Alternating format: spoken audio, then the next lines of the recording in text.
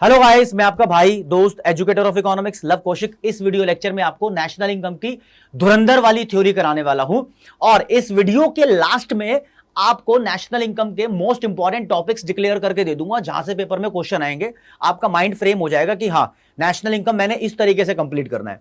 इस वीडियो को कराने से पहले बता देता हूं कि पहले 7 लेक्चर बन चुके हैं, 7 वीडियोस आ चुकी है। उसके अंदर हमने most of the theoretical content complete किया था और साथ साथ में सारे न्यूमेरिकल नेशनल इनकम के प्रैक्टिस के साथ कंप्लीट कर रखे हैं। ठीक है, अब जो बची हुई है थ्योरी, यहां से भी पेपर में क्वेश्चन आने के पूरे चांस है। तो दोस्तों, ये नेशनल इनकम की थ्योरी का 8वें नंबर का लेक्चर है और यहां पर आपका चैप्टर कंप्लीट हो जाएगा। एक बार डिस्कस कर लेते हैं कि पूरी नेशनल इनकम में कौन कौन से थ्योरी के टॉपिक इंपॉर्टेंट है और हम क्या क्या कर चुके हैं और इस वीडियो लेक्चर में क्या क्या कराने वाला हूं। ठीक है जी, तो theoretical content in national income chapter आपके सामने पेश है। 9 टॉपिक कुल मिला के लिखे हुए हैं। ये आप सोच लेना, पूरी नेशनल इनकम की थ्योरी यहीं पर सिमट रही है, तो आपके लिए ये चीज आसान है। तो देखते हैं। सबसे पहले फ्रेंड लिखा है ट्रांसफर इनकम और फैक्टर इनकम। ये नेशनल इनकम के लेक्चर नंबर 1 में है। ठीक है, सर्कुलर फ्लो ऑफ इनकम और stock variables and flow variables, ये दोनों चीजें कवर की गई थी लेक्चर नंबर 2 में। छोटे छोटे लेक्चर है, छोटे छोटे वीडियोस के अंदर वहां पर मोटी मोटी इंफॉर्मेशन आपको प्रोवाइड की हुई थी। आप बोलोगे सर आपने जो टॉपिक बता दिया और यहां बता दिया कि कौन से वीडियो लेक्चर में वो आपने करा रखा है। जी हाँ, ये बता दिया। अगर आपको इसको ढूंढना है तो प्लेलिस्ट आपके लिए बनाई हुई है और चैनल पे अगर आपको प्लेलिस्ट ढूंढने में थोड़ी सी भी प्रॉब्लम आ रही है तो इसको आसान कर दिया है। इस वीडियो की डिस्क्रिप्शन में प्लेलिस्ट का लिंक गिवन है, आप वहां पर जाओ और इनको ढूंढो। ठीक है, और फिर वीडियो को देखना जरूर। तो फ्रेंड्स, जीडीपी एंड वेलफेयर वाला टॉपिक लेक्चर नंबर 3 में है। यहां पर जीडीपी की लिमिटेशंस है, एक्सटर्नलिटीज है, real GDP, nominal GDP, GDP deflator, यहां न्यूमेरिकल भी कराए थे जीडीपी डिफ्लेटर के, यहां से भी क्वेश्चन आने के चांस रहते ही हैं। फिर 5वें नंबर पे एनएफआईए, एनआईटी और डेप्रिसिएशन, ये चीजें क्लियर करा दी मैंने आपको 4थे लेक्चर में। ये यार बहुत इंपॉर्टेंट है, मतलब नेशनल इनकम के न्यूमेरिकल्स अगर किसी को समझ नहीं आ रहे तो वो यहां पर यहां जाओ 5वें नंबर पे। ये कब प्लस करते हैं एनएफआईए को, कब माइनस करते हैं, वो सारी चीजें यहां प्रैक्टिस के साथ समझा रखी हैं। ठीक है, फिर डबल काउंटिंग अपने आप में इंपॉर्टेंट है, ये वैल्यू एडेड मेथड से रिलेटेड है। अभी रिसेंटली इस वीडियो लेक्चर से पहले वैल्यू एडेड मेथड ही कराया था, वो 7वें नंबर का वीडियो लेक्चर था। ठीक है, L7 मैंने उसको लिखा है, लेक्चर नंबर 7। और इसी वीडियो लेक्चर में इंटरमीडिएट गुड्स और फाइनल गुड्स की थ्योरी करा दी थी। यहां पर इंटरमीडिएट एक्सपेंडिचर और फाइनल एक्सपेंडिचर कभी कभी एग्जाम में आता है, खुद ही एग्जाम्पल देता है और आपसे पूछता है कौन सा इंटरमीडिएट एक्सपेंडिचर है, कौन सा फाइनल एक्सपेंडिचर है। क्वेश्चन की प्रैक्टिस के साथ यहां पर प्रॉपर कंप्लीट करा रखा है। ठीक है जी, अब इस वीडियो में कराऊंगा आपको मैं steps in the calculation of national income through various methods और फिर कराऊंगा प्रिकॉशंस। प्रिकॉशंस सबको मुश्किल लगती है, अरे प्रिकॉशंस क्या होती हैं वो सब बताने वाला हूं। तो दोस्तों, 8वें और 9वें नंबर का भारी भरकम धुरंधर टॉपिक, ये सबसे ज्यादा इंपॉर्टेंट है, ये इस वीडियो लेक्चर में कवर होगा। और तुम बोलोगे सर ये 9 टॉपिक है, हमारी किताब के अंदर तो बहुत सारे बेसिक कॉन्सेप्ट्स भी हैं, जहां पर पूछ रखा है डेप्रिसिएशन क्या होता है, इन्वेस्टमेंट क्या होता है। ये सब नॉलेज के लिए है कि डेप्रिसिएशन और इन्वेस्टमेंट जैसी छोटी मोटी चीजों की आपसे डेफिनेशन वो पेपर में नहीं पूछने वाला। इतनी आसान चीजें सीबीएसई नहीं पूछता। उनका रोल है इन नेशनल इनकम की कैलकुलेशंस में, दूसरे फॉर्मूलाज में, वो मैंने आपको कवर अप करा दिया। हालांकि मैंने बताया मीनिंग भी है उनका, लेकिन वो आपको याद करने की जरूरत नहीं है, इसलिए मैंने यहां पर उसको मेंशन नहीं किया। अगर यहां पर कुछ रह गया तो ऐसे कुछ कॉन्सेप्ट्स रह गए, जैसे आपसे पूछ लिया जीडीपी, एमपी और एनएनपी, एफसी में अंतर बताओ। तो दोस्तों, ऐसे जो नेशनल इनकम से जुड़े हुए कॉन्सेप्ट्स हैं, इनके अंदर डिफरेंस आ सकता है। इनके डिफरेंस भी मैं आपको क्लियर कर देता हूं। आपने क्या करना है, इनकी डेफिनेशन नहीं देनी, दोनों में कहीं पर भी डिफरेंस आ जाए। आपने इस वाले चैप्टर को याद करना है, 5वें चैप्टर को। यहां पर ऐसी चीजें कवर कराई थी, यहां पर ग्रॉस है, यहां पर नेट है, तो बोलना है यहां पर डेप्रिसिएशन इंक्लूडेड है, यहां पर इंक्लूडेड नहीं है। यहां पर डोमेस्टिक है, यहां पर नेशनल इनकम है, तो यहां पर एनएफआईए इंक्लूडेड नहीं है, यहां पर इंक्लूडेड है। यहां पर एमपी है तो एनआईटी इंक्लूडेड है, एफसी है तो एनआईटी इंक्लूडेड नहीं है। ये 3 डिफरेंस बन जाएंगे आसान लेवल के। अभी नहीं समझ आए तो कोई बात नहीं, मैं यहां पर इस वीडियो के अंदर ये चीज समझाने भी नहीं वाला था, ऐसे ही मैंने डिस्कस कर लिया। अगर आपको डिटेल में इसको देखना है तो आपको ये 5वां टॉपिक जो कि लेक्चर नंबर 4 में कराया है वहां जाना पड़ेगा। मैं यहां से आपसे बात करूंगा steps in the calculation of national income. तीनों मेथड के न्यूमेरिकल कराए हैं, उन चीजों के, उन न्यूमेरिकल्स के अंदर कुछ थ्योरेटिकल टॉपिक्स भी आपको बताए थे। ठीक है, लेकिन यहां पर अब क्वेश्चन आ जाता है, मान लो आपसे पूछ रहा है इनकम मेथड एक्सप्लेन करो, एक्सपेंडिचर मेथड एक्सप्लेन करो, वैल्यू एडेड मेथड एक्सप्लेन करो, तो कैसे करना है। डायरेक्ट क्वेश्चन ये भी आ जाता है, what are the steps in the calculation of value added method, या what are the steps in the calculation of expenditure method, what are the steps in the calculation of income method. ठीक है, तो वो steps बताने हैं तीनों में से किसी भी मेथड के, जिससे कि नेशनल इनकम कैलकुलेट हो जाए। तो अब मैं आपको यही एक्सप्लेन करने वाला हूं कि कौन कौन से स्टेप्स इन्वॉल्व है इन the calculation of national income through all three methods. तीनों मेथड में पहले आपको एक चीज मेंशन कर देता हूं। सबसे पहले मैंने आपको इनकम मेथड कराया, फिर एक्सपेंडिचर मेथड कराया, और फिर कराया value added method. Value added method को आउटपुट मेथड या फिर प्रोडक्ट मेथड भी बोलते हैं। तो फ्रेंड्स, ये बोला था मैंने आप लोगों को, इनकम मेथड के थ्रू सबसे पहले एनडीपीएफसी निकालना, फिर नेशनल इनकम आएगी ऑपरेशंस लगा के। ऑपरेशंस कहां से लगते हैं ये इसमें बताया था 5वें में। हालांकि जब वो लेक्चर बनाए हैं इनकम मेथड के, एक्सपेंडिचर मेथड के, वहां पर भी डीप एक्सप्लेन किया हुआ है, आप वहां पर भी देख सकते हो, ठीक है। फिर एक्सपेंडिचर मेथड से सबसे पहले जीडीपीएमपी निकालना। चाहे उसने पूछा है तुमसे क्वेश्चन में नेशनल इनकम, एनएनपीएफसी, कुछ भी पूछा है, आपको ये निकालना है। और वैल्यू एडेड मेथड से सबसे पहले जीवीएएमपी, यहां पर लैंग्वेज थोड़ी चेंज हो जाती है, इसको ही वैल्यू एडेड बोलते हैं, ये निकालना होता है। उसके बाद सारे स्टेप्स का खेल खेला जाएगा, ठीक है। और एक बेसिक आंसर है, अगर आपसे इन तीनों में से कोई भी मेथड एक्सप्लेन करने के लिए बोलता है वो, तो एक बेसिक आंसर है, आपने स्टेप्स लिखने होंगे, स्टेप 1, स्टेप 2, स्टेप 3, स्टेप 4, यानी आप नेशनल इनकम तक कैसे पहुंचोगे इन मेथड्स के थ्रू। तो सभी मेथड में पहला स्टेप यह आएगा कि हम इकोनॉमी को वेरियस सेक्टर्स में डिवाइड करेंगे, जैसे कि प्राइमरी सेक्टर, सेकेंडरी सेक्टर और टर्शियरी सेक्टर, ठीक है। इनमें डिवाइड करेंगे और इन सभी सेक्टर्स का इनकम मेथड के थ्रू फैक्टर इनकम निकाल लेंगे, एक्सपेंडिचर मेथड के थ्रू टोटल एक्सपेंडिचर निकाल लेंगे, और वैल्यू एडेड मेथड के थ्रू वैल्यू एडेड निकाल लेंगे। फिर उन सबको ऐड कर देंगे अगले स्टेप में। अगर उन सबको ऐड कर दिया तो देश की एनडीपीएफसी आएगी इनकम मेथड से, देश का जीडीपीएमपी आएगा एक्सपेंडिचर मेथड से, और देश का वैल्यू एडेड आएगा वैल्यू एडेड मेथड से। तुम कहोगे सर समझ नहीं आ रहा, तो दोस्तों ये तो मैं बता रहा था, अब बताऊंगा लिखना कैसे है अगले इसमें। तो यहां पर आपके सामने पेश किया गया है वैल्यू एडेड मेथड की कैलकुलेशन, और पेन का कलर थोड़ा व्हाइट करते हैं। तो लिखा है यहां पर steps taken in the calculation of national income through output या फिर वैल्यू एडेड मेथड। एग्जाम में आ रखा है पहले ये, इसलिए इंपॉर्टेंट है। कुल मिला के 4 स्टेप्स है, मैं गिनवा देता हूं।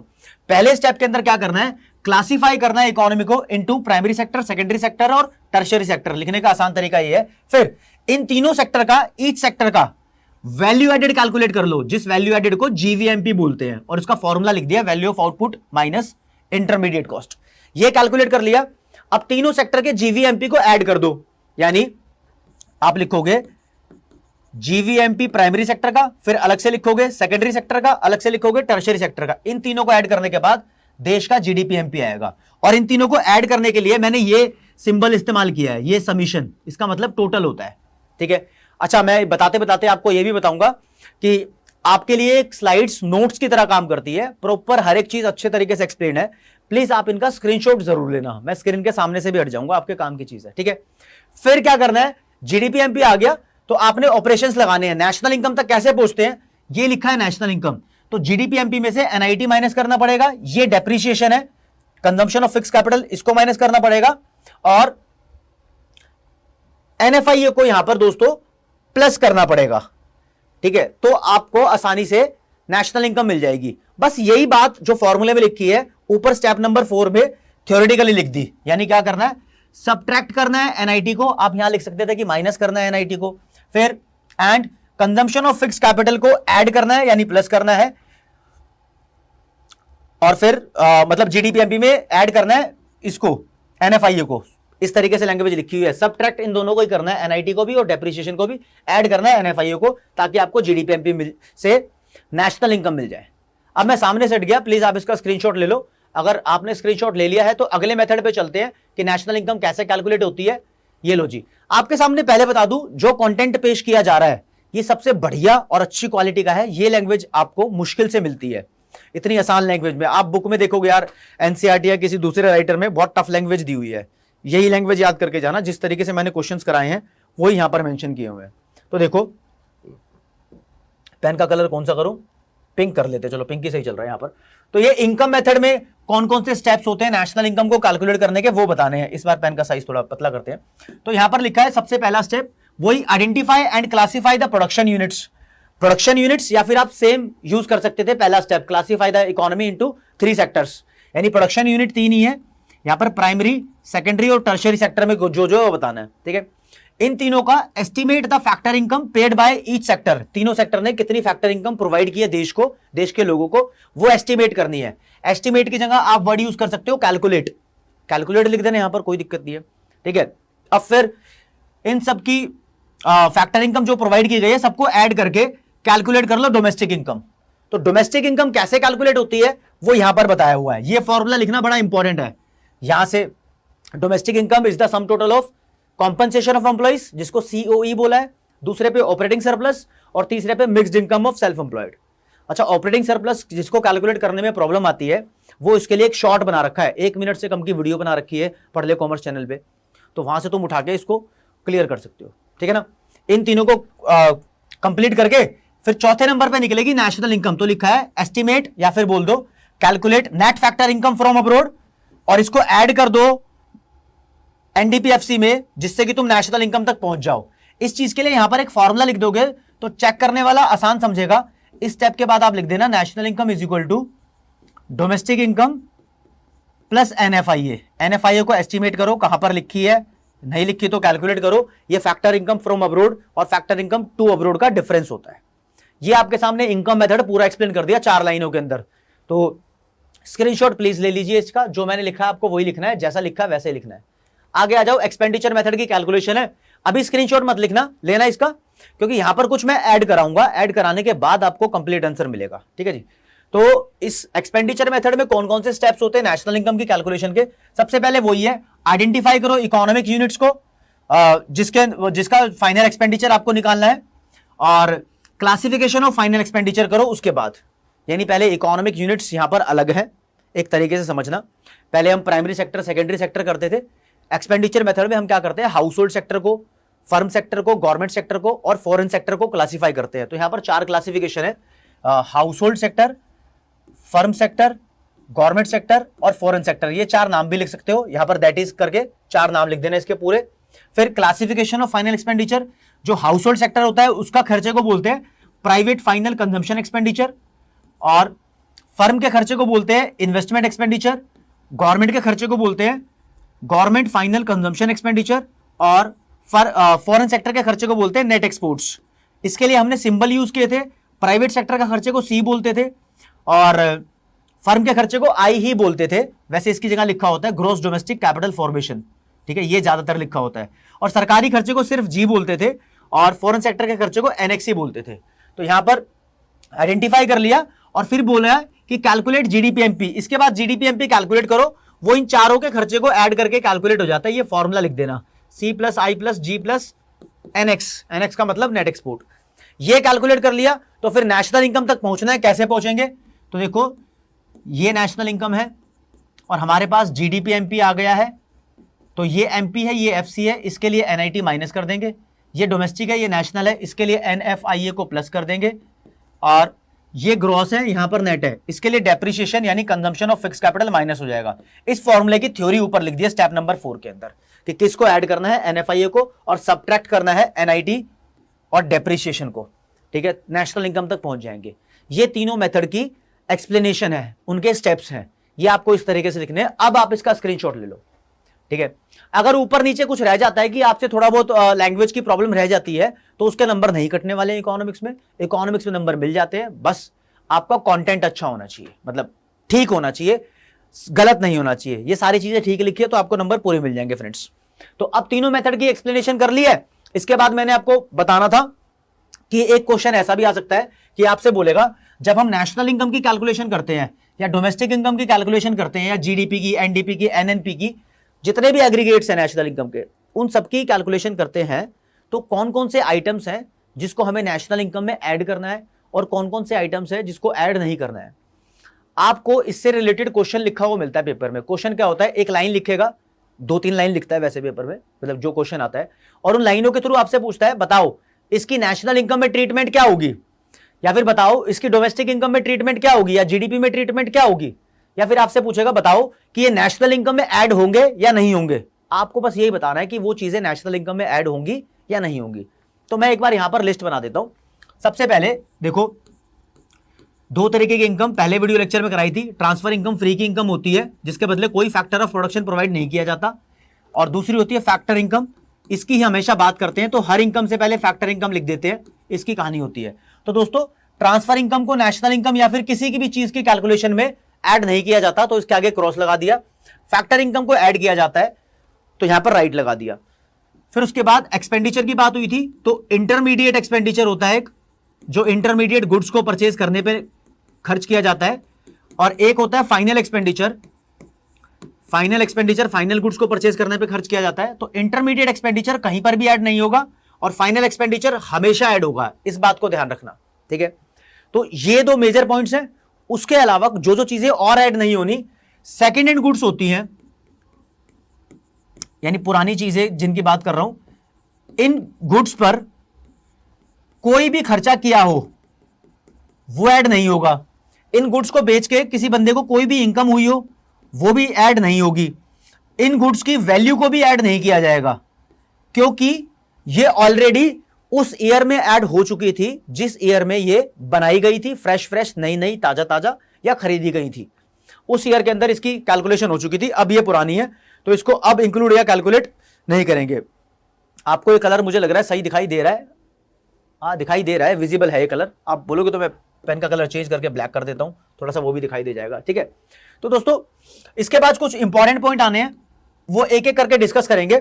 अभी मैं क्या करूंगा, आपको ट्रांसफर इनकम के बहुत सारे एग्जांपल दे दूंगा, तो उन एग्जांपल्स में से कोई भी एग्जांपल आपके पेपर में आएगा तो आप साफ मना कर देना कि ये नेशनल इनकम में ऐड नहीं होगा, क्योंकि ये ट्रांसफर इनकम है। ये अपने आप में ही रीजन है एक, ठीक है। अगर मान लो लिखा आया money received by parents from their son working abroad, parents को पैसे भेजे हैं बच्चों ने जो विदेशों में काम कर रहे हैं, तो पेरेंट्स के लिए वो ट्रांसफर इनकम है। तो ये हमारे देश की नेशनल इनकम या डोमेस्टिक इनकम में ऐड नहीं होंगे, क्योंकि वो ट्रांसफर इनकम है, ऐसा लिखना, ठीक है। तो यहां पर आपके सामने कुछ एग्जांपल्स पेश कर रहा हूं, बहुत सारे एग्जांपल हैं। ये सबसे पहले इंटरमीडिएट एक्सपेंडिचर के एग्जांपल हैं।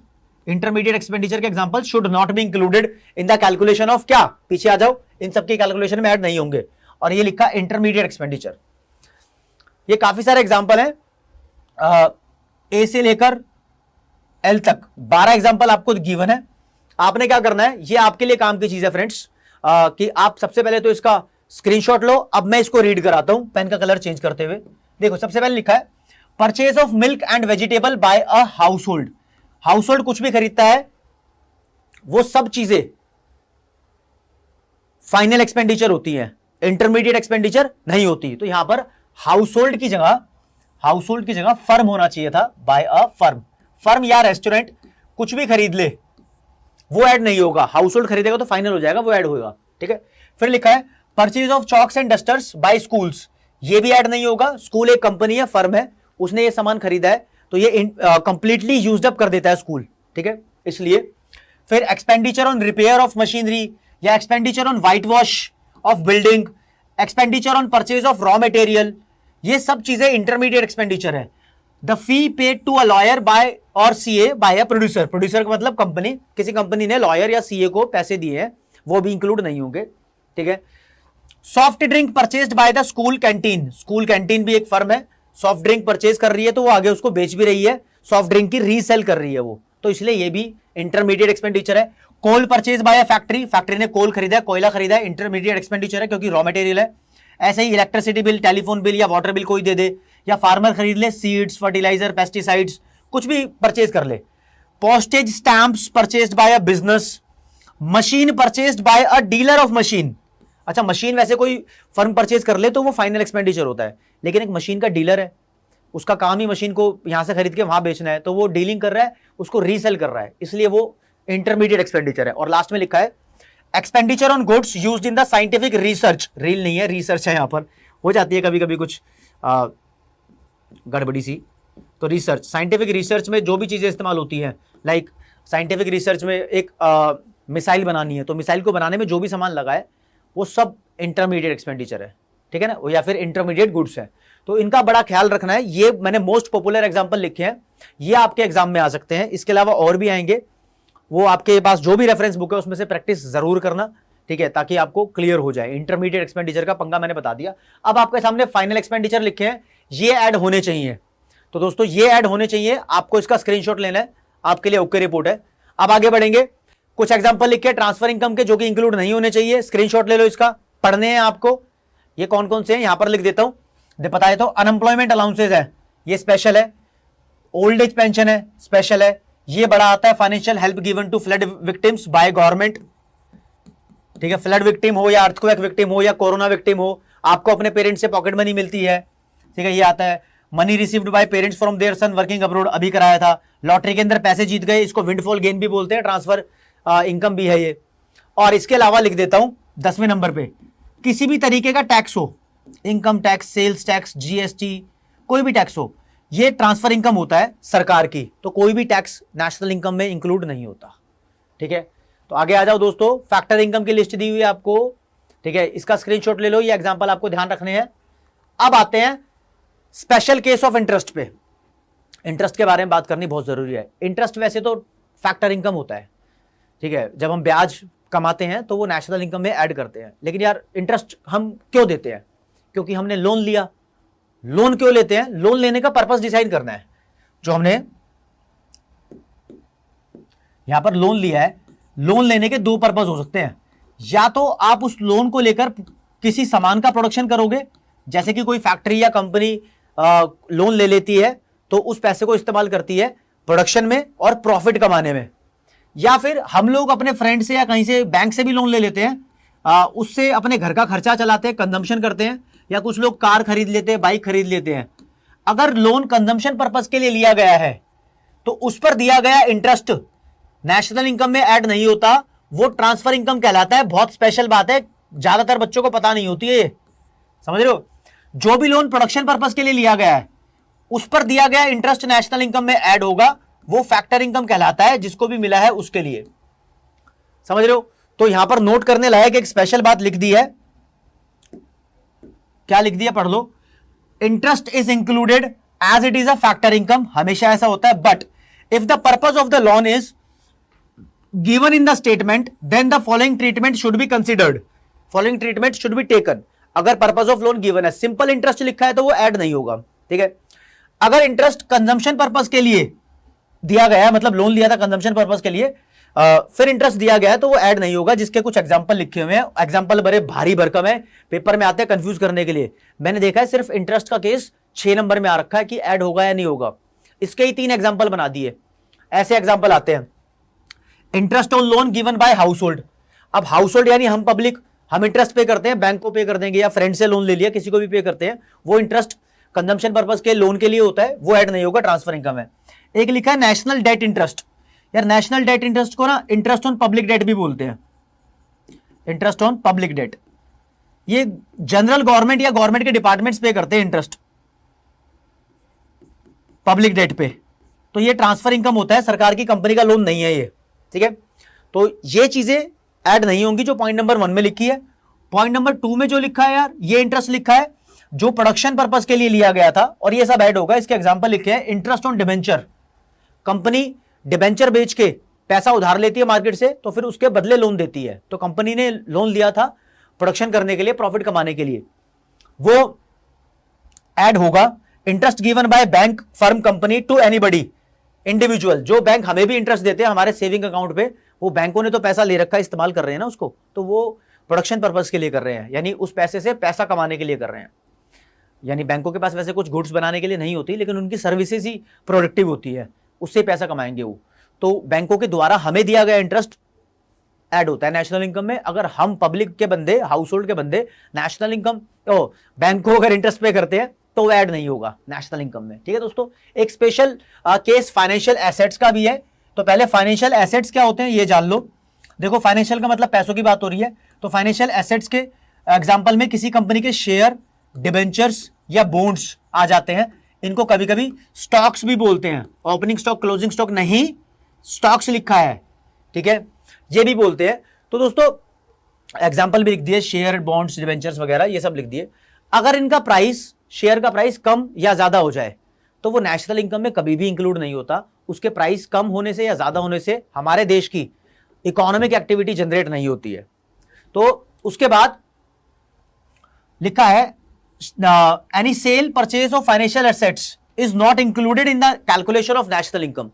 कोई भी सेल परचेज हो फाइनेंशियल एसेट्स की, वो भी नेशनल इनकम में इंक्लूड नहीं होती। क्यों इंक्लूड नहीं होती? क्योंकि देखो मेरे पास कुछ शेयर रखे, अगर आपने उसको खरीद लिया तो मैंने आपसे पैसे लेके वो शेयर बेच दिए हैं, तो जितने रुपए की उसकी वैल्यू थी वो तो कंपनी के पास पड़ी है, इससे कोई पैसे जनरेट नहीं हुए, यानी सिर्फ मालिकाना हक बदल गया। पहले मैं मालिक था उस शेयर का, अब आप मालिक बन गए हो। तो it is just a transfer of ownership, it is not an economic activity. ऐसा लिखकर आप बोल सकते हो कि ये नेशनल इनकम में इंक्लूड नहीं होंगे। तो लिखा भी है it is just a transfer of ownership title and does not contribute to the income flow. Income flow कोई नहीं होता इससे, ठीक है। और इनका कोई प्राइस इंक्रीज डिक्रीज हुआ है तो वो भी कोई इकोनॉमिक एक्टिविटी के अंदर कंट्रीब्यूट नहीं करता। लेकिन नोट करने वाली यहां पर बात यह है कि हमारे और आपके बीच में शेयर की डीलिंग अगर कोई ब्रोकर करवा रहा है, ब्रोकर मतलब मिडिलमैन, तो उस मिडिलमैन को अगर हमने कमीशन दी है तो उस कमीशन को ब्रोकरेज बोलते हैं, तो उसकी कमीशन नेशनल इनकम में इंक्लूड होगी, क्योंकि उसने तो अपनी फैक्टर सर्विसेज प्रोवाइड की है और हमने उसको एक्स्ट्रा पैसे दिए हमारे लेन देन के अलावा एक्स्ट्रा हटके। तो दोस्तों ब्रोकरेज कमीशन हमेशा नेशनल इनकम में ऐड होती है, इस पॉइंट को ध्यान रखना है, ठीक है। स्क्रीनशॉट ले लो इसका, अगर इसका ना लिया हो तो इसका भी ले लो। आगे बढ़ते हैं हम। नया कॉन्सेप्ट आपके सामने पेश किया जा रहा है, resident of a country. Resident of a country, आपने सिटीजन तो सुना होगा, सिटीजन जो अपने देश के अंदर रहने का कानूनी सबूत अपने पास रखता हो, जैसे कि किसी का जन्म हुआ है किसी हॉस्पिटल में या घर में, तो एक जन्म प्रमाण पत्र बर्थ सर्टिफिकेट बनवाना पड़ता है, या फिर किसी के पास वोटर आईडी कार्ड हो, आधार कार्ड हो देश में, तो वो देश का सिटीजन है, उसके पास लीगल प्रूफ है। लेकिन रेजिडेंट उससे हटके अलग बात है फ्रेंड्स, ये बात अलग जाननी है। रेजिडेंट किसको बोलते हैं? वो इंसान जिसका इंडिया के अंदर सेंटर ऑफ इकोनॉमिक इंटरेस्ट लाई करता हो, वो बंदा इंडिया का रेजिडेंट है। इसको एक्सप्लेन करूंगा अभी। रेजिडेंट कोई इंसान हम जैसा भी हो सकता है, किसी कंपनी को भी रेजिडेंट बोल सकते हैं, किसी बैंक को भी रेजिडेंट बोल सकते हैं। देखना जरा, सेंटर ऑफ इकोनॉमिक इंटरेस्ट का मतलब क्या होता है। आप लिखना मत, ये वाली बात जो बोल रहा हूं मतलब लैंग्वेज में, ये समझ के चलना। जो बंदा इंडिया में खर्चा करेगा वो इंडिया का रेजिडेंट होगा, बस समझ लो, क्योंकि खर्चा करने से हमारे देश की तरक्की होती है। जैसे कि मान लो किसी बंदे ने इंडिया में सामान खरीदा, एक्सपेंडिचर किया, ठीक है, तो उससे इंडिया के लोगों का सामान बिका, तो इंडिया के लोगों की इनकम बढ़ी है, इंडिया के लोगों की इनकम बढ़ी है, तो देश की नेशनल इनकम बढ़ी है यहां पर। तो इसी बात से पता लगाया जाता है कि इस बंदे का इंडिया का इकोनॉमिक इंटरेस्ट बढ़ाने में ज्यादा योगदान है, यानी सेंटर ऑफ इकोनॉमिक इंटरेस्ट उसका यहीं लाई करता है। अभी नहीं समझ आ रहा तो अभी देखो क्या कह रहा हूं मैं। देखो नेपाल जो कंट्री है उसके बॉर्डर भारत में काफी सारी स्टेट से लगते हैं, बिहार से लगता है, बंगाल से लगता है, उत्तराखंड से लगता है, काफी सारी स्टेट से लगते हैं। बिहार में या बंगाल में या उत्तराखंड के अंदर कुछ फैक्ट्रीज हैं। नेपाल के बंदे डेली, थोड़ा सा आसपास का बॉर्डर मान लो, ये इंडिया है ये नेपाल है, ये डेली इंडिया के अंदर फैक्ट्री में काम करने आते हैं और शाम को वापस चले जाते हैं। तो इंडिया से ये लोग पैसा कमा रहे हैं, लेकिन पैसे को कमा के खर्च कर रहे हैं नेपाल में। जो लोग ऐसे worker from across the border आ रहे हैं वो इंडिया के रेजिडेंट नहीं है, यहां खर्चा नहीं कर रहे, उनका इकोनॉमिक इंटरेस्ट इंडिया के लिए नहीं है, समझ रहे हो। तो रेजिडेंट की डेफिनेशन भी लिखी जाएगी, तो कैसे लिखेंगे? It refers to the individual, ये कोई भी इंडिविजुअल हो सकता है, whose centre of economic interest, centre of economic interest, ये वाली लाइन लिखनी है, लाइज विद इन, इसके नीचे लिख रहा हूं, the country where he lives. बस ये डेफिनेशन बन जाएगी उसकी। अब कोई कहेगा कि कोई टूरिस्ट आया था इंडिया में, एक छोले भटूरे की प्लेट खा के चला गया, तो उसने इंडिया में तो खर्चा किया है, क्या वो इंडिया का रेजिडेंट है? नहीं, ऐसा नहीं है, वो नहीं है। ऐसे आते रहते हैं लोग, जाते रहते हैं। इसके लिए कंडीशन है 1 साल की, मतलब उसको इंडिया में 1 साल रहना ही पड़ेगा, ठीक है। तो हर देश के साथ ऐसा ही है, ये लोग उस देश के रेजिडेंट होते हैं जहां पर उनका सेंटर ऑफ इकोनॉमिक इंटरेस्ट लाई करता है। इस बात को ध्यान रखना, ठीक है। तो अब बता देता हूं आपको कुछ एग्जांपल और। इंडिया के अंदर पेप्सी कंपनी है, कोका कोला कंपनी है, ठीक है, ये इंडिया में खर्चा नहीं करती, इंडिया से पैसा कमाती है, इंडिया से पैसा कमा के अपने देश में ले जाती है। पेप्सी और कोका कोला दोनों अमेरिका की कंपनी है, वहां जाके खर्च करते हैं, प्रॉफिट को वहां जाके इस्तेमाल करते हैं। तो ये कभी भी इंडिया के रेजिडेंट नहीं थे, ना है। अब स्टेट बैंक ऑफ इंडिया की ब्रांच चाहे लंदन में खुली हो, स्टेट बैंक ऑफ इंडिया अपने प्रॉफिट को इंडिया में यूज करेगा, तो state bank of India India का रेजिडेंट है। ऐसे हम लोग भी हो सकते हैं, ठीक है ना। तो दोस्तों इस बात को ध्यान रखना। आगे एक छोटा सा टॉपिक और है जो हमें भारत की बाउंड्री के बारे में, अच्छा पहले इसका स्क्रीनशॉट ले लो, ठीक है, आगे आ जाओ। डोमेस्टिक बाउंड्री की बात होती है तो कभी कभी इसको इकोनॉमिक टेरिटरी भी बोला जाता है, एक ही बात है। बाउंड्री और टेरिटरी एक ही बात है, ये कॉन्सेप्ट भी समझना जरूरी है। यहां पर क्या है, हमें पता है, देखो ये भारत का नक्शा है, ये भारत के बॉर्डर्स हैं यहां से लेके यहां तक, और इधर कॉर्नर कॉर्नर कॉर्नर। नॉर्मली लोग इनको ही ये इंडिया की बाउंड्री समझते हैं, नॉर्मली यही इंडिया की बाउंड्री समझते हैं। ऐसा नहीं है फ्रेंड्स, इंडिया की ये तो बॉर्डर्स हैं, ज्योग्राफिकल बाउंड्री है, जमीन के एरिया का बॉर्डर है। इंडिया के पास इंडिया का समुद्र है, ये यहां पर भी इंडिया बिजनेस करता है, यहां से भी इंडिया के पास पोर्ट्स हैं जहां से इंडिया काम करता है, बिजनेस एक्टिविटीज करता है। समुद्र के अंदर फिशरीज भी होती है और बहुत सारे माइनिंग के काम भी चलते हैं, तो इंडिया यहां से भी पैसा कमाता है। ये भी इंडिया की बाउंड्री है, बट ये ज्योग्राफिकल बाउंड्री थी, ये इंडिया की वाटर बाउंड्री है। ऐसे मानो कभी किसी दूसरे देश का फाइटर जेट या प्लेन इंडिया के अंदर एंट्री करता है, तो इंडिया को पता कैसे लगता है? सेंसर से पता लगता है, ऊपर सेंसरशिप कर रखी है हवा के अंदर। हमने हवा में भी अपनी बाउंड्री बना रखी है। हम लोग जो एक दूसरे को फोन पे कांटेक्ट करते हैं, तो वो वेव्स के थ्रू बात होती है, रेडिएशन के थ्रू कुछ आना जाना होता है, तो वो चीजें भी खरीदी और बेची जाती है। स्पेक्ट्रम होता है इसका, 4G 5G 2G स्पेक्ट्रम, पहले बहुत घोटाले चले न्यूज़पेपर के अंदर, ठीक है। तो स्पेक्ट्रम भी हवा में ऐसे कुछ बात होती है। कुल मिला के हम एयर की बाउंड्री भी बना रहे हैं। तो हमारे देश की डोमेस्टिक बाउंड्री की बात आएगी तो जमीनी बाउंड्री की बात नहीं हो रही। यहां पर कौन कौन सी बाउंड्री की बात हो रही है? पहली बात तो लैंड बाउंड्री की, जो ज्योग्राफिकल बाउंड्री है। फिर उसके बाद इंडिया के पास उसका वाटर का एरिया भी है। फिर तीसरे नंबर पे इंडिया के पास उसकी एयर बाउंड्री भी है, ठीक है। चौथे नंबर पे एक चीज और बताता हूं, चौथे नंबर पे इंडिया की एम्बेसी है। अब ये एम्बेसी क्या होती है पहले चक्कर समझ लो। एम्बेसी का चक्कर मैंने आपको वादा किया था कि इस वीडियो में कराऊंगा। देखो, इंडिया में और दूसरे देशों में बहुत सारे रिलेशंस हैं। यानी आज के इस वैश्विक वर्ल्ड में, मतलब ग्लोबलाइज्ड वर्ल्ड के अंदर बहुत सारी कंट्री एक दूसरे से रिश्ता रखना चाहती हैं, क्योंकि सारा सामान इंडिया में नहीं बनता तो इंडिया बहुत सारे देशों से कुछ चीज़ें इंपोर्ट कराता है। सारा सामान चाइना में नहीं बनता तो चाइना भी इंपोर्ट कराता है बहुत सारी चीज़ें। तो बहुत सारी कंट्रीज एक दूसरे के ऊपर डिपेंडेंट है, तो उनके लोग एक दूसरे कंट्री में आते जाते हैं, तो कुछ ऑफिशियल वर्क हमेशा पड़ता है। तो जब भी कोई इंडिया का बंदा अमेरिका में जाएगा तो उसको अमेरिका से परमिशन लेनी पड़ती है, अमेरिकन गवर्नमेंट परमिशन देगी। तो परमिशन कैसे मिलेगी? जब तक जाएगा नहीं तब तक तो मिलेगी नहीं। तो ये कन्फ्यूजन है। तो सभी कंट्रीज ने सोचा कि हम जो कंट्री एक दूसरे से रिश्ता रखना चाहती हैं वो एक दूसरे के लिए अपनी अपनी कंट्री में ऑफिस सेटअप कर देंगी। तो दोस्तों उन ऑफिस को बोला गया है एम्बेसी। अब क्या होता है, मान लो कि आपको अमेरिका जाना है, मान लो, अभी मैप का इस्तेमाल नहीं करेंगे, वैसे ही बता रहे हैं, ये अमेरिका है, ये इंडिया है। वैसे अमेरिका साइज में बहुत बड़ा है इंडिया से। तो अमेरिका ने बोला कि हम तुम्हारे यहां पर एक ऑफिस खोलते हैं, तो इतना ही ऑफिस तुम हमारे यहां पर खोल लो, ठीक है, सेम। तो जितने भी इंडिया के ऑफिशियल वर्क होंगे अमेरिका से रिलेटेड वो सब यहां पर होंगे, और जितने भी अमेरिका के इंडिया से रिलेटेड ऑफिशियल वर्क होंगे वो सारे यहां पर होंगे। इसको बोलते हैं इंडियन एम्बेसी, इसको बोलते हैं अमेरिकन एम्बेसी। अब दोस्तों जो अमेरिकन एम्बेसी दिल्ली में है वो हमारे देश की बाउंड्री में नहीं आती, यानी उसको देश में से हटा दो, वो अमेरिका की बाउंड्री में आती है। और जो एम्बेसी अमेरिका में है वो अमेरिका की बाउंड्री में नहीं आती, वो इंडिया की बाउंड्री में आती है। तो ऐसे एम्बेसी इंडिया की पूरे वर्ल्ड के अंदर बहुत सारे देशों में है, रशिया में भी है, चाइना में भी है, जापान में भी है, ब्रिटेन में भी है, स्कॉटलैंड में भी है, पोलैंड में भी है। तो वो सारी एम्बेसीज भारत की डोमेस्टिक टेरिटरी है। ऐसे ही इंडिया के अंदर बहुत सारी कंट्री की एम्बेसीज होती है, और एम्बेसी सारी बताऊं तो यहां पर मैप में मुझे दिखाई दे रहा है, ये दिल्ली वाला इलाका है। दिल्ली में बहुत सारी एम्बेसीज हैं, और ऐसा नहीं है कि तमिलनाडु के बंदे को अगर अमेरिका जाना है तो परमिशन लेना, यानी परमिशन का मतलब वीजा लेने के लिए उसको दिल्ली आना पड़ेगा, नहीं। इन एम्बेसीज की फिर बहुत सारी ब्रांचेस हैं, उन सभी ब्रांचेस को बोलते हैं कॉन्सुलेट्स। तुम्हें जानने की जरूरत नहीं, वैसे कॉन्सुलेट होते हैं। तो ऐसी एम्बेसी होती है, एम्बेसी मान लो मेन ऑफिस है, कॉन्सुलेट उसके ब्रांचेस हैं, तो वो लोग वहां चले जाते हैं। हर स्टेट के आसपास उसको बना रखा है, कोई दिक्कत नहीं, काम आसान कर रखे हैं देश के लिए, ठीक है। तो ये चारों को मिलाकर हमारे देश की बनती है डोमेस्टिक बाउंड्री। अब यहां पर क्लियर क्या करना चाहता हूं मैं कि हमारे देश की डोमेस्टिक बाउंड्री के अंदर जो भी पैसा कमाया गया है वो डोमेस्टिक इनकम होता है, ठीक है। लेकिन अब दूसरी बात यहां पर वापस आ जाते हैं, हमारे देश के रेजिडेंट ने जो पैसा कमाया है वो नेशनल इनकम होता है।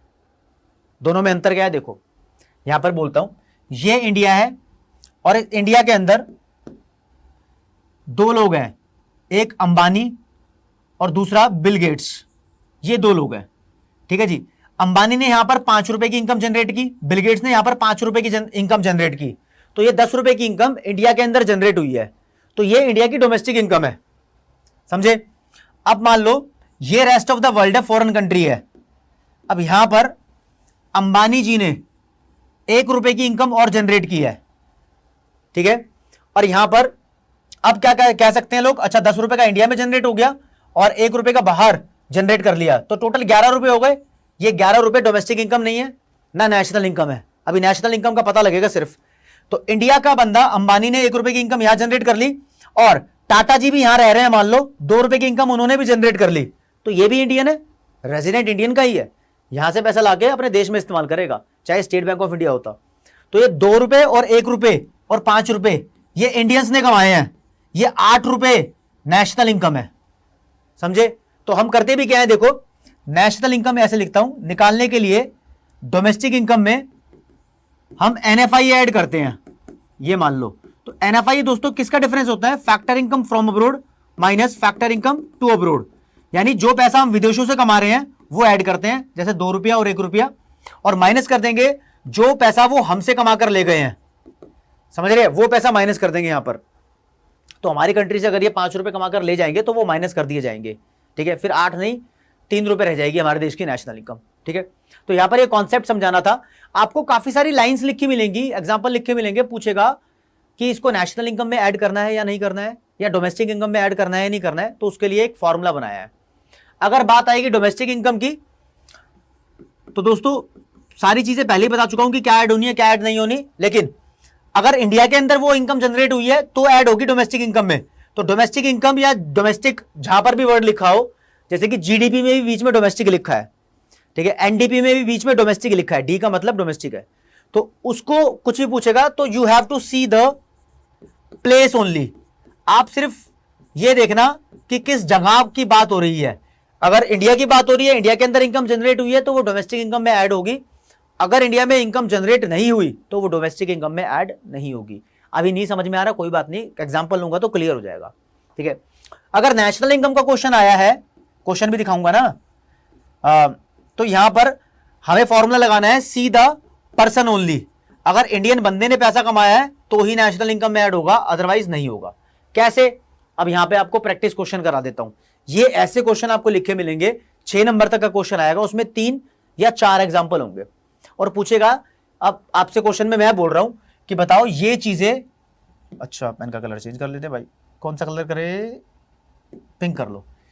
ये चीजें नेशनल इनकम में ऐड होंगी या नहीं, ये चीजें जीएनपी में ऐड होंगी या नहीं, सेम क्वेश्चन बनेगा। तो आपको यहां पर पर्सन का ध्यान रखना है, अगर इंडियन है तो ऐड होंगी वरना नहीं होंगी। तो यहां पर दोस्तों एग्जांपल पढ़ते हैं क्या क्या लिखे हैं। पहले पे लिखा है profit earned by a branch of American bank in India. अब पैसे किसने कमाए हैं, अमेरिकन बैंक की ब्रांच ने भारत के अंदर पैसे कमा लिए।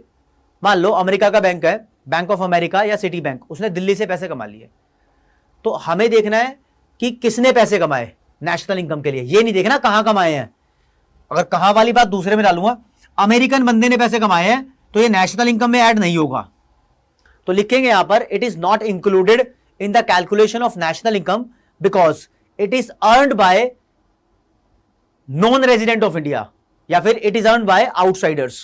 तो ऐसा लिख दोगे पूरे नंबर मिल जाएंगे, या फिर लिख देना ये simple factor income to abroad है, इसको वैसे भी नेशनल इनकम में ऐड नहीं करते। देख लो पहले भी लिखा था यहां पर factor income to abroad add नहीं होती है, माइनस होती है, तो इसलिए क्योंकि फॉरेनर्स पैसा कमा के ले गए, तो इसलिए यहां पर लिखा है।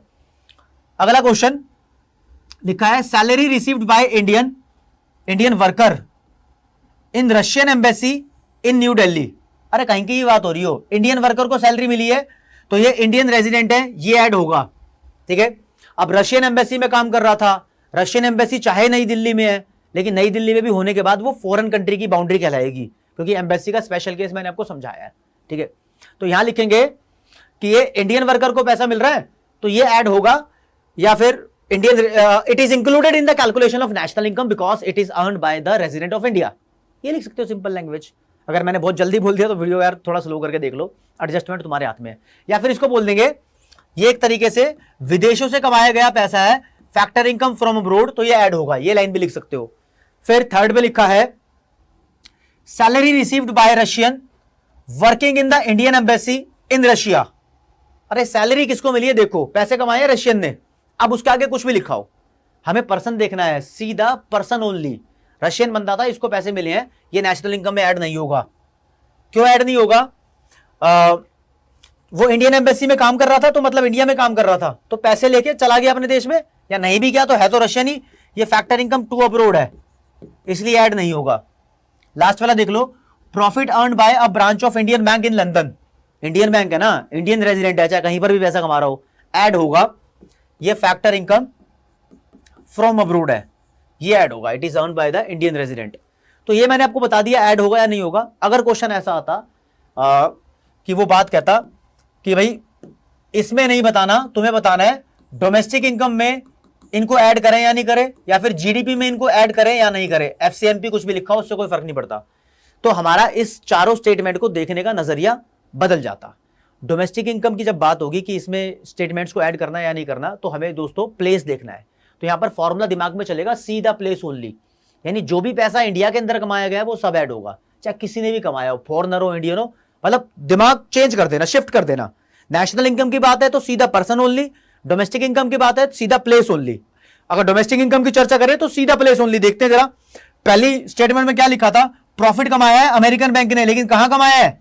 इंडिया में, तो वो डोमेस्टिक इनकम में ऐड हो रहा है।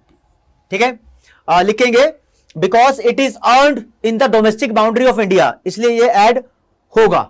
ठीक है, फिर यहां पर salary received by Indian worker in Russian embassy in new Delhi, नई दिल्ली में हो रहा है लेकिन एम्बेसी रशिया की है, रशिया की एम्बेसी बाहर की चीज है, तो इंडिया में नहीं कमाएगा पैसा, तो ये डोमेस्टिक इनकम में ऐड नहीं होगा। तो देखो डोमेस्टिक इनकम और नेशनल इनकम में एग्जांपल की ट्रीटमेंट डिफरेंट होती है, यहां पर दिखाई भी दे रहा होगा। Salary received by Russian working in the Indian embassy in Russia, embassy Russia में है लेकिन है तो इंडियन, इंडियन एम्बेसी है तो इंडिया का हिस्सा है। देखो यहां बताया था एम्बेसी चाहे बाहर हो हमारे देश की, वो इंडिया का हिस्सा होती है, तो ये वाली स्टेटमेंट ऐड होगी डोमेस्टिक इनकम में। और लास्ट वाली देख लेते हैं, लिखा है profit earn by branch of Indian bank in London, London में कमाए हैं पैसे, तो out of domestic territory of India है, ये फैक्टर इनकम तो है लेकिन डोमेस्टिक इनकम में ऐड नहीं होगी। आप इसको बोल सकते हो ये फैक्टर इनकम टू अब्रॉड है, ये भी बोल दो, सॉरी बाहर से कमाया गया पैसा ये भी बोल दो, इंडिया की बाउंड्री में नहीं आता, तो ये ऐड नहीं होगा because it is earned outside the domestic boundary of India. तो दोस्तों इस तरीके के पेपर में एग्जांपल आते हैं, एग्जांपल मैंने पहले भी दी हुई आपको, वो एग्जांपल भी इंपॉर्टेंट है, ये कराए हैं ये भी इंपॉर्टेंट है, मतलब ऐसा क्वेश्चन आता है पेपर में। तो अब टाइम है प्रिकॉशंस का। प्रिकॉशंस क्या होती है? प्रिकॉशंस भी अपने आप में एक इंपॉर्टेंट कॉन्सेप्ट है। प्रिकॉशन यार बोलते हैं इनकम मेथड की प्रिकॉशन बताओ, एक्सपेंडिचर मेथड की प्रिकॉशन बताओ, या फिर वैल्यू एडेड मेथड की प्रिकॉशन बताओ। प्रिकॉशंस का नॉर्मल मीनिंग है सावधानियां। जब भी किसी मेथड से हम नेशनल इनकम को कैलकुलेट करते हैं तो कौन कौन सी सावधानियां बरतनी होती हैं। सावधानियों का मतलब ऐसे सोचना है, अच्छा क्या चीजें होंगी जिसको मैं नेशनल इनकम में ऐड नहीं करूंगा, या क्या ऐसी स्पेशल चीज है जिसको मुझे ऐड करते समय ध्यान रखना है, या कौन सी ऐसी इनकम है जिसको इनकम मेथड में ऐड ही नहीं करना, या कौन सा ऐसा एक्सपेंडिचर है जिसको एक्सपेंडिचर मेथड में ऐड ही नहीं करना, या कौन सी ऐसी वैल्यू है जिसको वैल्यू एडेड मेथड में ऐड ही नहीं करना। ये सोचना है, ये प्रिकॉशंस है। जैसे मैं बात करूं दोस्तों सबसे पहले इनकम मेथड की, तो इनकम मेथड में ट्रांसफर इनकम को ऐड नहीं करते, ये पहली प्रिकॉशन। दूसरी प्रिकॉशन हो सकती है सेकेंड हैंड गुड्स को बेच के जो भी इनकम आई है उसको ऐड नहीं करना। ठीक है, अब तीसरी बात ध्यान रखनी है कि जो चीजें ऑनर के सेल्फ सप्लाइड रिसोर्सेज से इनकम आई है वो जनरली लोग भूल जाते हैं, वो ऐड करनी है। तो ऐसे कुछ बता रहा हूं बातें, ये लिखी है आपके सामने प्रिकॉशंस। सबसे पहले प्रिकॉशन लिखी है वैल्यू एडेड मेथड की, इसको पढ़ लेते हैं। सबसे पहला, डबल काउंटिंग मत कर देना वैल्यू एडेड मेथड में, इंटरमीडिएट गुड्स की वैल्यू को 2 बार काउंट मत कर देना, और take the value of final product only, हमेशा फाइनल प्रोडक्ट की वैल्यू लेनी है, इंटरमीडिएट गुड्स की वैल्यू नहीं लेनी, मतलब इसका मतलब यही है। And do not include, don't मत लिखना आप, do not include the sale of second hand goods, second hand goods की सेल या फिर उसकी वैल्यू को इंक्लूड नहीं करना। और दोस्तों on account production of goods and services of producing units should be included, ये इंक्लूड करना लोग भूल जाते हैं, यानी प्रोडक्शन फॉर सेल्फ कंजम्पशन, जो तुमने बनाया था खुद भी तो कुछ खा गए, अगर खा गए तो उसको भी इंक्लूड करो। तो 4 हैं आपके सामने, आप इसका स्क्रीनशॉट ले लीजिए, छोटी सी लैंग्वेज में आसानी से लिखी हुई है। अब आ जाओ इनकम मेथड की प्रिकॉशंस पे, थोड़ा स्टाइल में लिखी हुई है आपके लिए, बढ़िया है। क्या लिखा है, किस किस को अवॉइड करना है, अच्छा मिटा दो यार ऐसे कर, किस किस को अवॉइड करना है और किस किस को इंक्लूड करना है, स्पेशल चीजें लिखी है, यही प्रिकॉशन है। अवॉइड करना है ट्रांसफर इनकम को कभी इंक्लूड नहीं करना, अवॉइड करना है कैपिटल गेन्स को। अच्छा, कैपिटल गेन्स कौन सी इनकम है? ये शेयर के प्राइस जो इंक्रीज और डिक्रीज हो जाते हैं उनके बारे में बात हो रही है। शेयर के प्राइस अगर बढ़ जाए तो वो कैपिटल गेन है, और शेयर के प्राइसेस अगर कम हो जाए वो कैपिटल लॉस है। कैपिटल लॉस इनकम होता नहीं है, कैपिटल गेन से लगता है कि पैसा आ गया है। बस इसको अवॉइड करना है दोस्तों, इसको ध्यान रखो। अच्छा, पेन का कलर चेंज कर दूं। हाँ, कैपिटल गेन इंक्लूड नहीं करने। फिर इंक्लूड क्या करना है? Special include the income of self consumed output, जो चीज तुम खुद कंज्यूम कर गए हैं उस चीज की इनकम को। और include free services provided by the owner of the production unit, इसकी वैल्यू को। ये क्या है? चौथे नंबर पे क्या लिख दिया मैंने? मान लो मैंने एक बिजनेस खोला और मैं उस बिजनेस का मैनेजर खुद हूं, तो मैंने जो मेहनत की है उसकी सैलरी नहीं ले रहा मैं, लेकिन उसकी सैलरी मुझे लेनी चाहिए। हम सोचते हैं हमारा बिजनेस है, सारा पैसा देख लेंगे। अपने जब अकाउंट्स बनाते हैं तो मुझे अपनी सैलरी का अमाउंट भी वहां पर डालना चाहिए, वो वैल्यू भी मुझे नेशनल इनकम में इंक्लूड करनी चाहिए। इसका मतलब ये है, ठीक है जी। एक्सपेंडिचर मेथड की प्रिकॉशंस ये लिखी है आपके सामने। 3 चीजें अवॉइड करनी है, एक चीज को स्पेशल ध्यान रखना है। ट्रांसफर एक्सपेंडिचर को अवॉइड करो, ट्रांसफर पेमेंट बोल दो इसको, जैसे कि ट्रांसफर इनकम होती है रिसीव करने वाले के लिए, पे करने का वाले के लिए वो ट्रांसफर पेमेंट होती है, एक्सपेंडिचर होती है। इंटरमीडिएट एक्सपेंडिचर को अवॉइड करो, ठीक है। अवॉइड करो expenditure on sale of second hand goods, ठीक है, या फिर फाइनेंशियल एसेट्स पे, स्टॉक्स वगैरह पे जो खर्चे किए, ठीक है। और इंक्लूड करो self use of the on production final good, जो खुद ने अपने लिए इस्तेमाल किया था उसका खर्चा। तो ये चीजें बड़ी ध्यान में रखने वाली है, आप इसका स्क्रीनशॉट ले लो, आपके काम आएंगी। एक पॉइंट अगर तुम्हें याद नहीं हो रहा ना, एक पॉइंट तीनों में कॉमन है, सेकेंड हैंड गुड्स का। बस यहां पर सेकेंड हैंड गुड्स पे खर्चे की बात हो रही है और इसमें सेकेंड हैंड गुड्स से इनकम की बात हो रही थी। यहां पर लिखा नहीं है, आप 5वें नंबर की बना सकते हो कि do not include the income from second hand goods, ठीक है। और यहां पर do not include the value of second hand goods, ये लिखा भी है 3rd नंबर पे, ठीक है। तो इसकी यार स्क्रीनशॉट साथ में लेते हुए चलो। 3 नंबर का क्वेश्चन यहां से बनने के चांसेस है प्रिकॉशन से। और अब ये क्वेश्चन तुम्हारे सामने खड़ा है, क्वेश्चंस कैसे आएंगे नेशनल इनकम के। जैसे कि मैंने वादा भी किया था वीडियो शुरू करने से पहले, यहां पर आपको बताऊंगा कि नेशनल इनकम में क्या क्या चीजें इंपॉर्टेंट है। तो इंपॉर्टेंट की बात की जाए तो सबसे पहले यहां से यार न्यूमेरिकल आएगा ही आएगा। नेशनल इनकम के चैप्टर में 4 तरीके के न्यूमेरिकल है। पहला तरीका इनकम मेथड का, दूसरा तरीका एक्सपेंडिचर मेथड का, तीसरा तरीका वैल्यू एडेड मेथड का, और चौथा तरीका जीडीपी डिफ्लेटर का, जिसको प्राइस इंडेक्स बोल देते हैं। 4 जगह से न्यूमेरिकल बनते हैं और जो मोस्ट पॉपुलर है इनकम और एक्सपेंडिचर का मिक्स न्यूमेरिकल आ जाता है। दोनों मेथड से कैलकुलेट करना है, 6 नंबर में क्वेश्चन आता है, ठीक है। तो मतलब पॉसिबिलिटी किसी का भी है, किसी भी 2 का आ जाएगा, 1 का नहीं आएगा वैसे, ठीक है। 6 नंबर में आ जाता है। फिर वैल्यू एडेड या फिर प्राइस इंडेक्स के क्वेश्चन भी आते हैं, ये 3 से 4 नंबर के आ सकते हैं, ठीक है। आप बोलोगे सर 10 नंबर का तो चैप्टर है, आपने 10 नंबर के अंदर पूरे न्यूमेरिकली कवर अप करा दिए। तो दोस्तों न्यूमेरिकल्स के साथ थ्योरी का भी ऑप्शन आता है, लेकिन ये जरूरी नहीं कि 3 या 4 नंबर का क्वेश्चन आएगा ही आएगा, इसके 50-50 चांस होते हैं। तो इसके बैकअप में सब लोग थ्योरी करके रखते हैं, और जिनको न्यूमेरिकल समझ नहीं आते 6 नंबर वाले, वो लोग थ्योरी को पूरा स्ट्रांग करके रखते हैं। तो यहां पर जो मैंने अभी आपको प्रैक्टिस वाले क्वेश्चन कराए हैं आज की क्लास में कि नेशनल इनकम में किसको ऐड करना है किसको नहीं करना, वो चीज 6 नंबर की आ जाती है, समझ रहे हो। तो दूसरा इसको ध्यान रखना है कि 6 नंबर का क्या आ सकता है, आइटम्स टू बी ऐड और नॉट ऐड, मतलब किसको ऐड करना है और किसको ऐड नहीं करना, ऐड और नॉट ऐड, या फिर लिख दो ऐड इंक्लूडेड और नॉट इंक्लूडेड, इसको बोल देते हैं। ये 6 नंबर का क्वेश्चन आ जाता है, 3 एग्जांपल या 4 एग्जांपल देते हैं। ये क्वेश्चन 4 नंबर का भी आ जाता है जब 2 एग्जांपल हो, 3 नंबर का भी आ जाता है, कितने भी नंबर का आ जाता है, आंसर लिखने का पैटर्न इसका सेम रहता है, ठीक है। बाकी जो मोस्ट इंपॉर्टेंट थ्योरेटिकल टॉपिक है, ये तो ट्रिकी बात हो गई थोड़ी सी, ठीक है। ट्रिकी बात एक और कर लेते हैं। शॉर्ट क्वेश्चन में कभी कभी क्वेश्चन आ जाता है, आपको एग्जांपल देगा और बोलेगा आइडेंटिफाई करो कि कौन सा फाइनल एक्सपेंडिचर है और कौन सा इंटरमीडिएट एक्सपेंडिचर है, ये क्वेश्चन भी पॉपुलर है। या फिर आइडेंटिफाई करो कौन सा ट्रांसफर इनकम है, कौन सा फैक्टर इनकम है, ठीक है ना, ये भी आइडेंटिफाई करने के लिए आ जाता है, एग्जांपल देता है बस वो, ठीक है। स्ट्रेट क्वेश्चन नहीं बताया मैंने दोस्तों। स्ट्रेट क्वेश्चन की कैटेगरी में यहां पर लिख रहा हूं, लिखने की जरूरत नहीं है मुझे। स्ट्रेट क्वेश्चन की, अच्छा एक स्ट्रेट क्वेश्चन की कैटेगरी में बता रहा हूं, चलो जैसे कि डबल काउंटिंग की प्रॉब्लम है, सर्कुलर फ्लो ऑफ इनकम है, ये स्ट्रेट क्वेश्चन की कैटेगरी में आते हैं। और यहां पर देखो मैंने सबसे पहले जब भी आपको कराया था, पहली स्लाइड खोल देता हूं आपके सामने, ये थ्योरेटिकल टॉपिक्स कुछ बताए थे इंपॉर्टेंट है।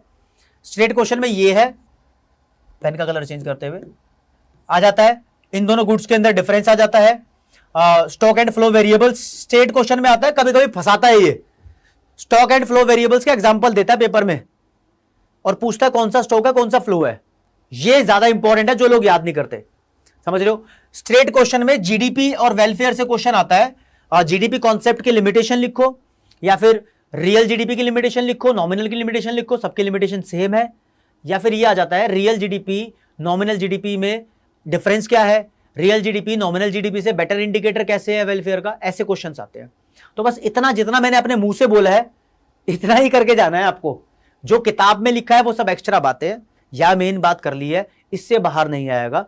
और NFIA इसके कंपोनेंट्स भी एग्जाम में आते हैं, इसके डिफरेंट कंपोनेंट्स हैं, फीफा और फीटा नहीं है। तो आपको ये सब करके जाना है, तब आपका ये मेथड खत्म हो जाएगा। दोस्तों नेशनल इनकम यहां पर खत्म हो जाएगा। इसके साथ साथ मैंने इंडियन इकोनॉमी चालू कर रखी है।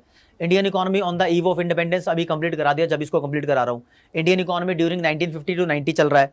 आपके साथ कुछ मोटिवेशनल और इंस्पिरेशनल वीडियोस चल रही है जो आपका भला करेंगी। पेपर में मैं दुआएं देता हूं कि आपका बोर्ड का पेपर तो बहुत अच्छा ही जाए, साथ में जो स्कूल के यूनिट टेस्ट वगैरह होंगे उसमें भी आप अच्छा परफॉर्म करो। तो नेशनल इनकम के इंपॉर्टेंट टॉपिक बता के इस वीडियो को खत्म कर रहे हैं दोस्तों, ठीक है। तो आज इतना ही। अगर आपको लग रहा है कि लव सर ने मेहनत करी है, तुम फ्रेंड्स तो हो ही मेरे यार, फेसबुक और इंस्टाग्राम पे अच्छे तरीके से जुड़े हुए हैं हम लोग, तो यार मेहनत का फल मुझे कमेंट सेक्शन में बताओ कि आपको प्रॉब्लम क्या आई, ताकि मैं उसका जवाब दे सकूं। अगर आपने चैनल को सब्सक्राइब नहीं किया है तो प्लीज़ सब्सक्राइब करना ना भूलें। जय हिंद, जय भारत, नमस्कार। इस वीडियो का एंड करते हैं।